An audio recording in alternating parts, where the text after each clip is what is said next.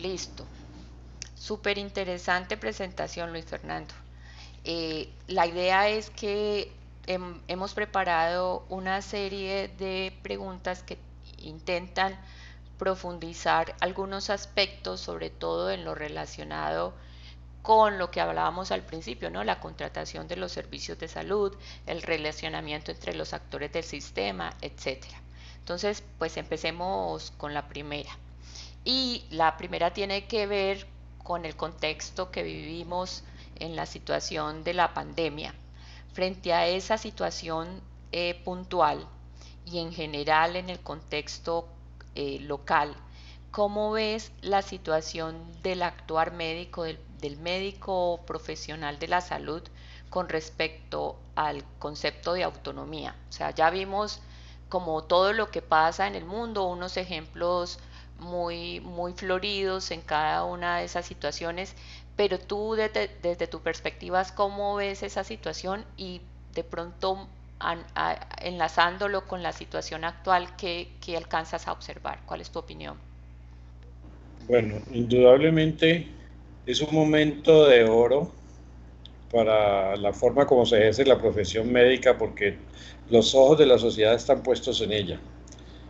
Vimos cómo, hablando inicialmente de la pandemia para después hablar de manera más genérica, incluso salió una reglamentación en nuestro país donde se entendió que el médico y el profesional de salud en general estaban obligados a prestar sus servicios en cualquier circunstancia presente de la prestación misma. El mismo gobierno, atendiendo la reclamación del sector médico, modificó esa reglamentación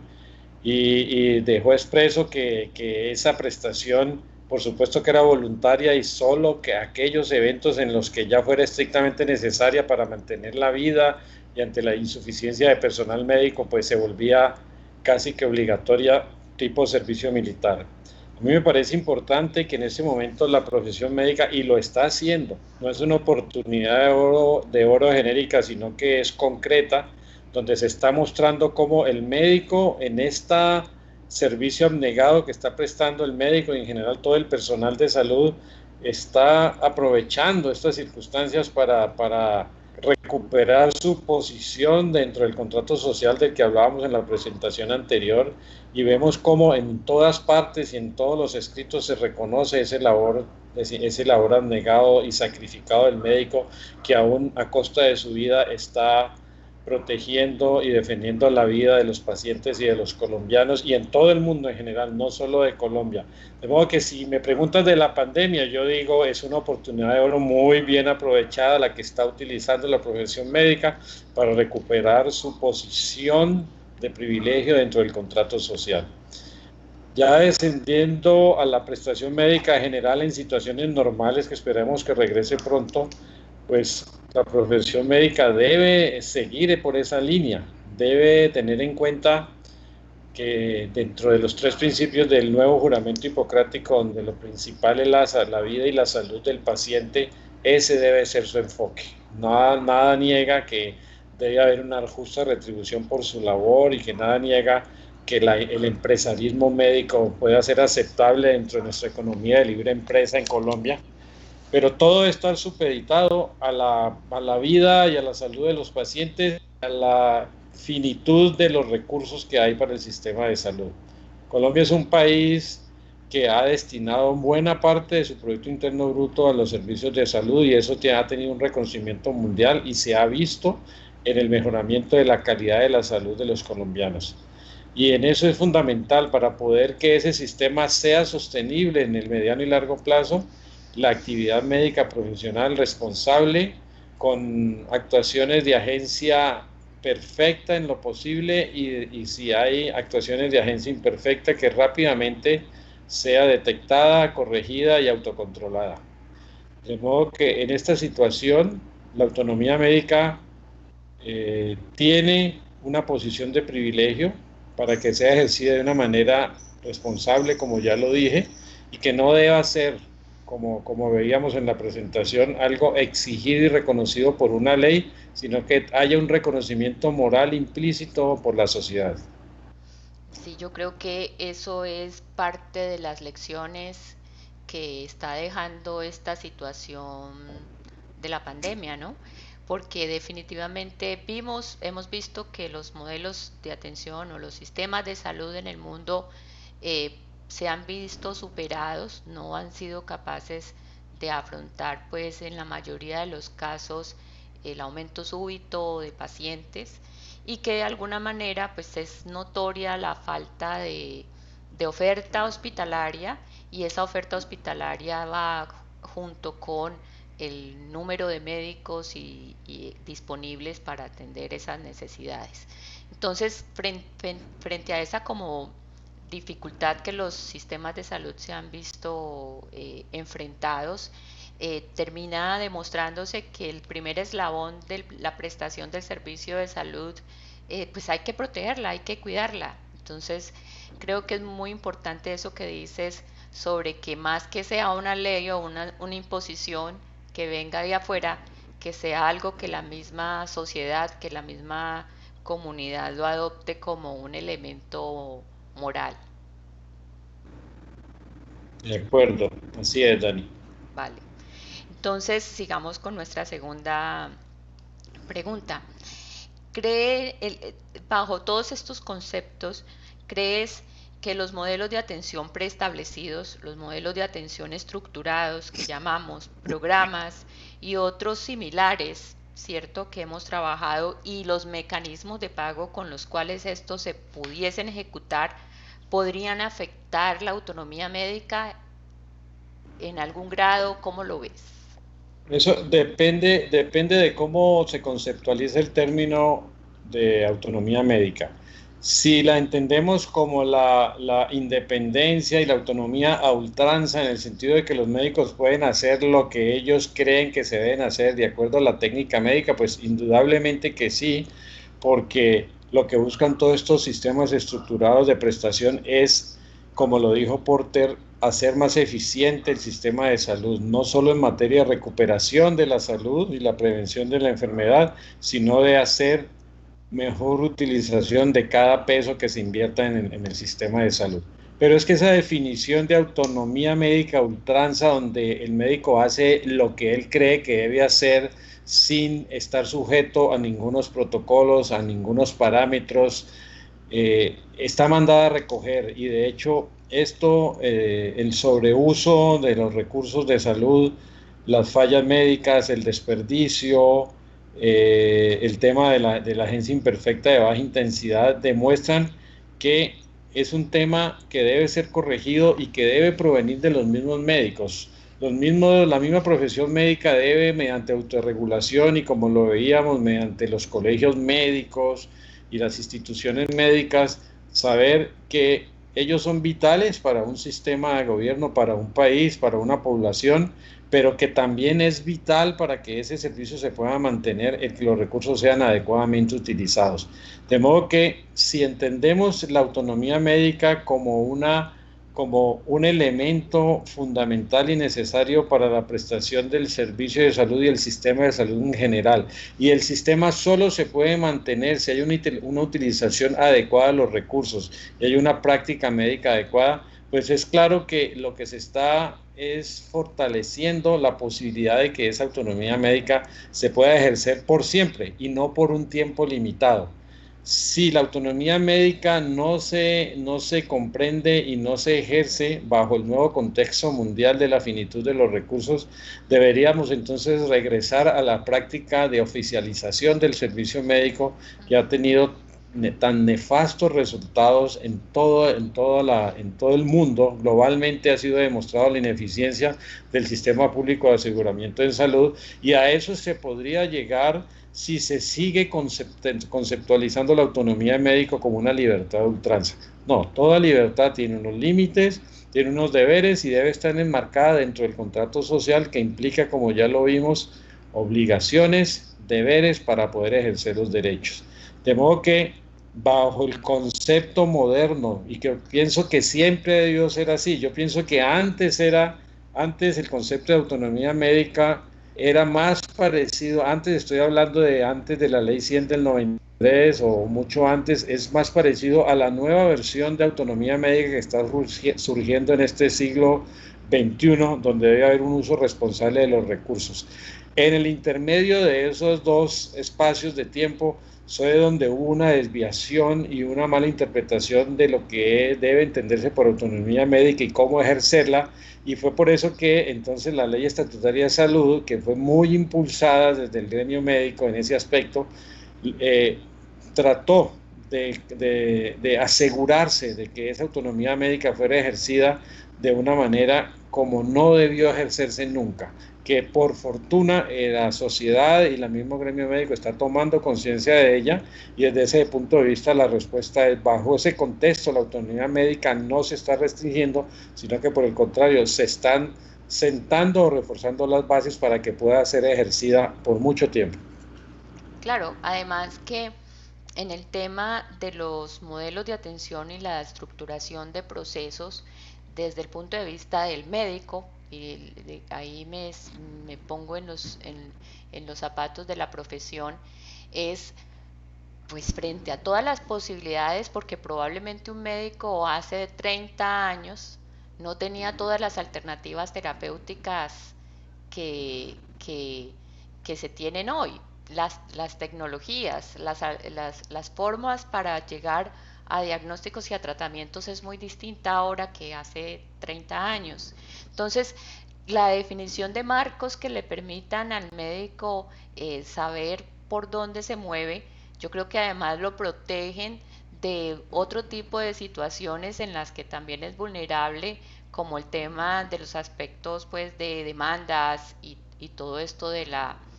de la responsabilidad médica, ¿cierto? Me parece importante ese punto de vista, Dani, ¿sabes? Porque anteriormente, cuando no existía todas estas fuentes de información y parámetros de actuación, pues el médico debía guiarse mucho por su conocimiento y también, dada la incertidumbre, por su intuición. Y en ocasiones entonces era muy complejo para un médico defender determinada decisión que adoptó frente a alguna patología o algún tratamiento. Ahora el médico, con esa fuente de información bien manejada y adecuadamente aplicada, puede perfectamente sustentar su proceder médico con esos patrones médicos que tienen reconocimiento mundial y reconocimiento de la ciencia médica y las agrupaciones médicas, en el sentido de que yo actúe conforme indican esos patrones y no me desvié, y si el resultado no fue el esperado, pues yo estoy exento de una responsabilidad civil o una responsabilidad penal. Desde ese punto de vista, el estar sometido o el estar regulado por esos patrones genera un estado de confianza para el ejercicio de la profesión. Estoy de acuerdo. Sí, yo creo que resulta más, por lo menos más tranquilizador y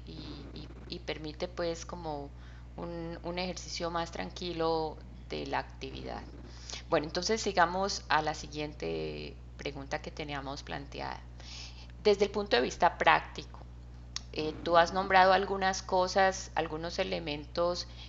como la auditoría de pares. Yo trabajo mucho en el tema de las juntas de expertos. ¿Qué otros elementos tú encontraste en la literatura o conoces desde tu experiencia que puedan ser útiles para ampliar estas posibilidades? Sí, el tema del autocontrol y del control entre pares es fundamental.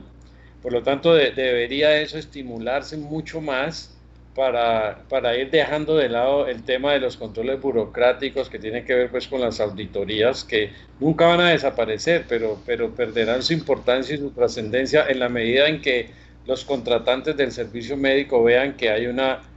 autorregulación seria y controlada por el mismo gremio médico. Otra cosa, otro tema muy importante tiene que ver con el tema de la capacitación, porque uno de los tres principios, de los compromisos, que es la permanente capacitación médica. En la medida en que el médico, a pesar de que la profesión médica es una de las que se caracteriza por ser más estudiosa, pero en la medida en que nuestros médicos vivan permanentemente capacitados y puedan tener fundamentos científicos para sustentar alguna determinación, pues podrán ejercer de mejor manera su autonomía médica. el solo hecho de tener un bolígrafo y un estetoscopio no faculta a un profesional de la salud para determinar uno u otro procedimiento o prescribir uno u otro medicamento. Me parece que la autonomía médica está fundamentada en la capacitación permanente, en la actualización permanente, y eso también genera una recuperación de la confianza de la sociedad en ese punto. Entonces tú hablabas del tema del control concurrente, del control de pares. Yo hablé de la capacitación, de la actualización permanente. En este momento no se me ocurre otro instrumento distinto a... Me parece importante, también recalcar el tema de la formación diferente a la formación técnica que deben tener los médicos. Creo que, como en todas las profesiones, mientras estamos en el posgrado recibimos unas máximo 10, 20 horas de lo que es moral, ética y todos esos aspectos. Y a mí me parece fundamental que eso no sea una materia costura, como lo llamamos en las universidades en Colombia, sino que los médicos y toda profesión en general debe ser permanentemente capacitada en todos esos aspectos que son base y fundamento clave del ejercicio de una profesión. Yo creo que parte del ejercicio, del adecuado ejercicio de la autonomía médica pasa también, además de la permanente capacitación y actualización profesional, por una permanente actualización en el tema ético, moral, donde toda la profesión médica vea cuál es su papel clave dentro de la evolución, la sostenibilidad y equilibrio social. Entonces, si un médico está permanentemente preocupado por la parte social, por saber cuáles son los comportamientos éticos, por estar yendo a universidades a recibir claves especiales, su autonomía médica será ejercida de una manera mucho más responsable y mucho más objetiva. Te invertí un poquito el ángulo de la pregunta con la respuesta, porque aquí es cómo ejerzo de manera práctica la autonomía médica, y yo me voy mucho al tema de la responsabilidad en ese ejercicio.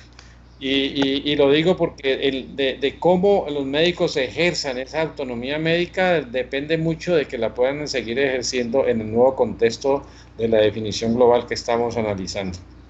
De acuerdo. Y yo creo que dijiste un elemento muy importante, que es el tema de la educación médica, de el ser humano, la educación del ser humano antes de convertirse en profesional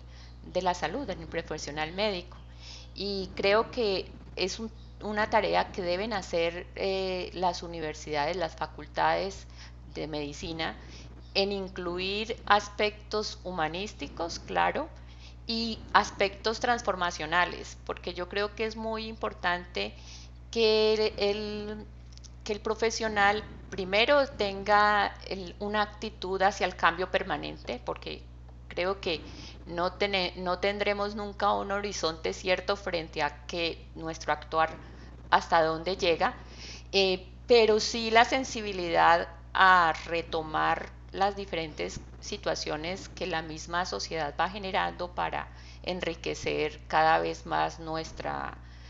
actuar. Creo que eso es fundamental y eso se construye desde la facultad, o sea, eso empieza en ese joven universitario que empieza a estudiar medicina y toma una disciplina de estudio y de trabajo que debe ser, que debe ser parte como del todo, del concepto general de ser médico. Bueno, Correcto, así es. hay, para unir este tema con nuestro tema del relacionamiento entre actores del sistema de salud, ¿sí? Porque hemos trabajado mucho hablando sobre los métodos o los mecanismos de asociación, ¿cierto? De redes integrales de atención,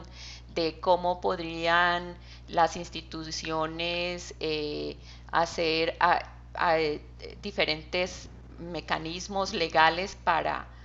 trabajar y complementar su portafolio de servicios, etcétera. Desde ese punto de vista,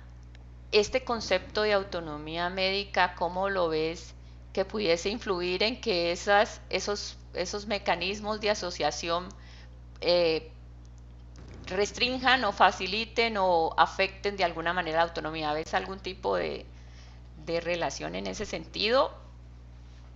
Yo pienso que no se afecta la autonomía médica, por el contrario, pienso que se potencia, Ok, porque el hecho de que yo como médico no pueda hacer una prestación individual, dado que la normatividad me exige la conformación o la integración de redes estructuradas de prestación de servicios, eso, por el contrario, facilita que yo haga una prestación conjunta y colectiva de un servicio y que permanentemente esté en la posibilidad de ser apoyado y evaluado por mis colegas. Allí los médicos deben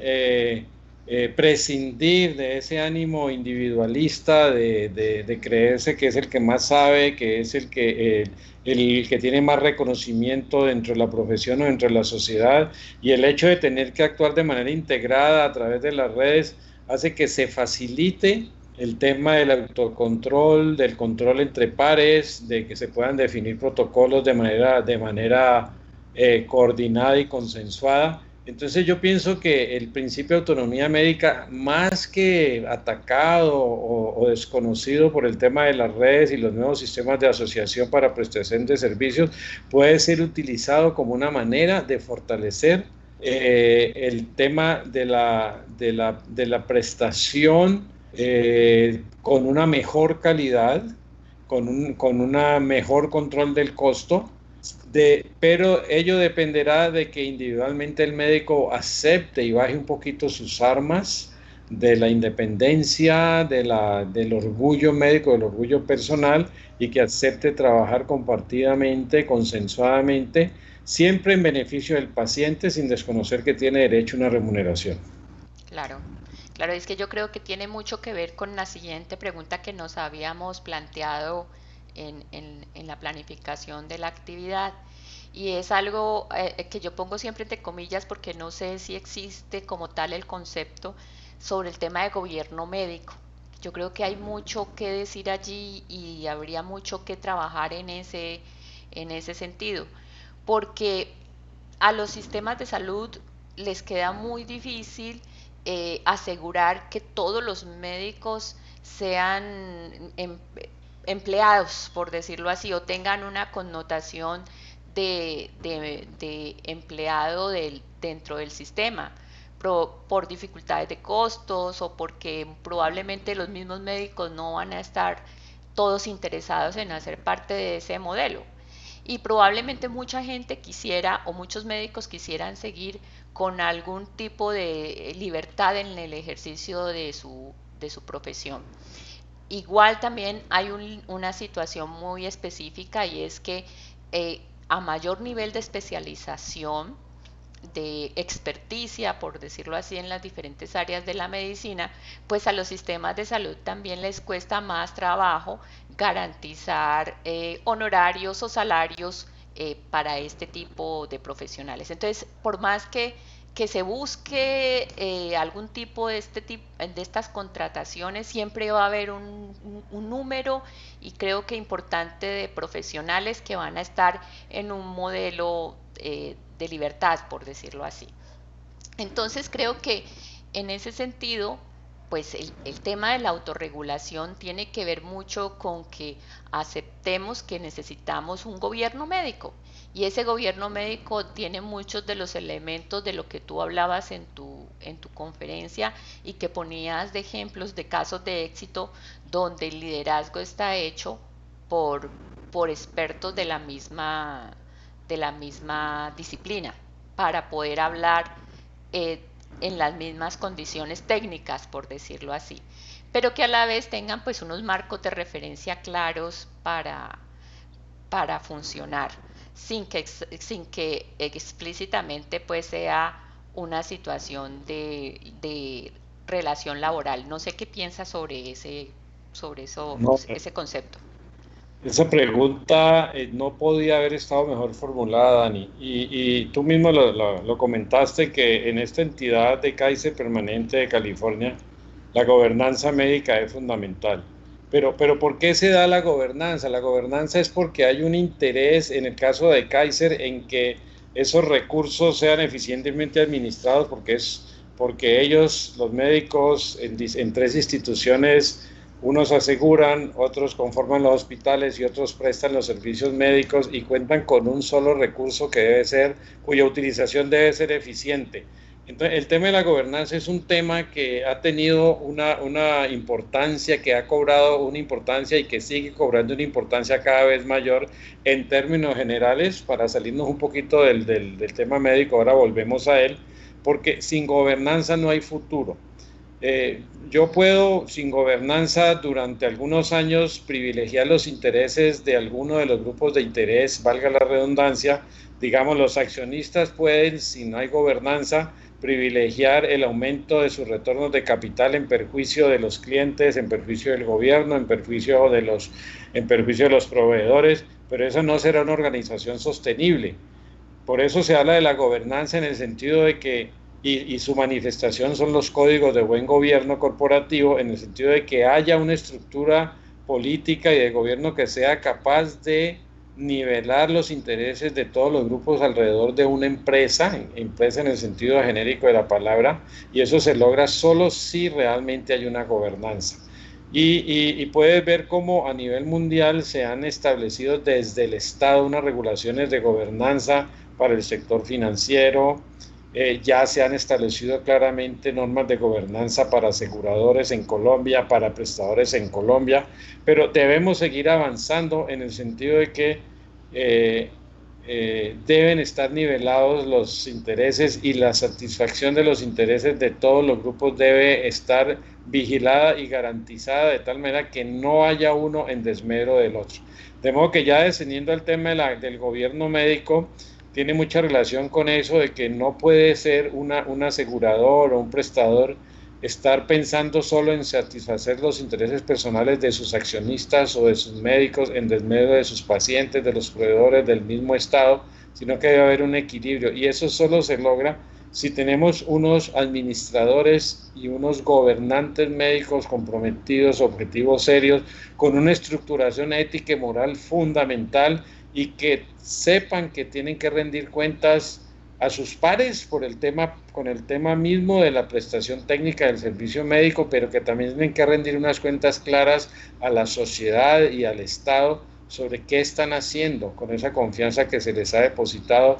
con esos recursos que se les ha entregado para su administración. Y la gobernanza médica también entendida en que si esos profesionales de la salud que dirigen las instituciones aseguradoras y prestadoras no vigilan el comportamiento de los médicos que conforman el grupo médico, pues están gobernando mal, porque vuelvo y lo digo, es una garantía de estabilidad y permanencia el hecho de que desde arriba, desde la cúpula directiva de las organizaciones que tienen que ver con la prestación del aseguramiento y la prestación del servicio en salud, se modele la forma de actuación del resto de los integrantes de la pirámide. Y eso tiene que venir desde arriba, desde la cúpula de la pirámide. Y para eso es clave que haya gobernanza médica, que no solo hay interés en que rinda el capital lo que se espera que rinda, sino tener muy en cuenta, y debe ser un principio fundamental de la gobernanza médica, que lo primario es el interés del paciente, y en esa función del interés del paciente, la mejor utilización de los recursos en beneficio de ese paciente. Y eso no se logra sin una gobernanza médica, de modo que me parece muy apropiado que tú traigas a colación ese término, y sería algo sobre lo que se podría desarrollar una literatura interesante y que lo vaya a nivel mundial, ya existe. Súper, y creo que para redondear y finalizar ese punto, creo que hay instituciones que han avanzado en ese aspecto, que han trabajado mucho tanto de la estructuración de su modelo de gobierno, que hacen una muy buena divulgación de esa estructuración, que le hacen permanentemente mejoras, y que adicional hacen educación frente al tema, porque creo que el tema es tan dinámico, tan profundo, que probablemente una organización y con el cambio y la rotación de las personas, pues eso se puede desdibujar en el tiempo. Entonces hay que mantener un trabajo de capacitación permanente para que eso no, para que esa línea no se pierda. Totalmente. Eso es como la planeación estratégica y el direccionamiento estratégico, que en alguna época eran 3 días de encierro para sacar un libro así tamaño directorio telefónico que se dejaba por allá en un estante empolvado. No, la gobernanza en general y la gobernanza médica es algo dinámico y que debe estar en permanente revisión y en permanente aplicación para ajustarlo a las realidades y para ajustarlo a los comportamientos de los individuos. Bueno, sí, estamos de acuerdo. Bueno, creo que hemos cumplido con nuestros planes. No sé si se te ocurre alguna cosa adicional. No, Dani, me parece que el tema quedó suficientemente cubierto. Las preguntas que tú formulaste redondearon muy bien la información y la enfocaron en nuestra realidad. Solo me resta agradecerle a ti y a todos los oyentes que puedan ver y escuchar esta conferencia por el tiempo que se han tomado en escuchar estas palabras, esperando tanto la organización de Dani como la mía que sean de la mayor utilidad. Bueno, vale, muchas gracias. Y muchas gracias a todos por acompañarnos. Hasta luego. Que estén muy bien. Hasta luego.